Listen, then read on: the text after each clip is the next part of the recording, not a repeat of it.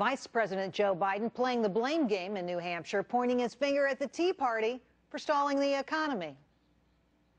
Imagine where we'd be if the Tea Party hadn't taken control of the House of Representatives.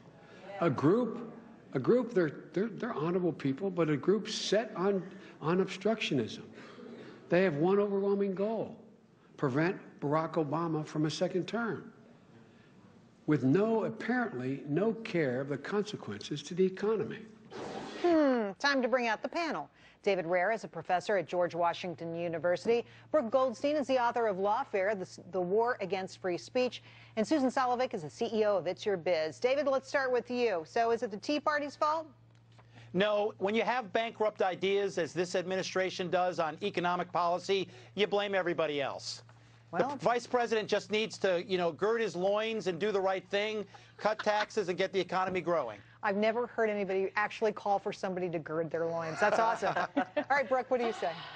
I think a statement like this from the Vice President of the United States that expressed so much disdain, not just for a segment of the American population, but for the democratic process itself, is absolutely outrageous. What he is saying is the president could not exercise his will because people exercise their right to vote. That is outrageous. Susan. You know, I have to agree. Actually, Gallup came out with a poll today and showed that almost half of Americans view the vice president unfavorably. You know, our elected officials are there to represent our beliefs and our opinions, to vote the way we hope that they will vote. You know what he's basically calling is this constituency is disenfranchised. They shouldn't have a right to have their opinions expressed, but it's just that Americans aren't buying what the Obama administration is peddling. Well, we got a long way to go till November, that's for sure. Okay, let's talk about the Secret Service. The Secret Agency, mired in the aftermath of the Colombian prostitution scandal, they issued an apology today. Director Mark Sullivan testifying to Congress for the first time as 4 ousted agents are fighting to get their jobs back. Brooke. Look, I think it's about time the Secret Service has given an apology for this, which is what they did at the hearing. It's been over a month since the story broke. But we have 24 people who've been implicated in this scandal.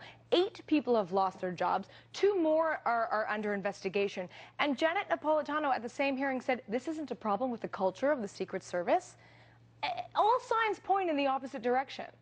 Good point, Susan. This is not a one-time incident, I can tell you that. It was just too egregious, too blatant. This is part of the culture. And I'll have to tell you, I used to manage a national sales force at a Fortune 100 company. All men who reported to me, there was a saying, what happens on the road stays on the road. David. These guys just got caught. David, do you agree? I do, although I think the Secret Service has an opportunity to throw the kitchen sink at the 4 agents who are seeking their jobs back.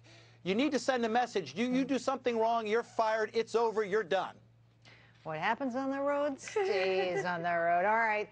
Yet another blow to the electric car industry. Rolls-Royce received such negative reviews on its electric concept car, it banned the idea altogether. The Phantom 102EX even had the biggest battery pack on the market, weighing in at 1,400 pounds. Wow. But potential buyers said the car still didn't last long enough. You couldn't drive it long enough on the battery. Susan.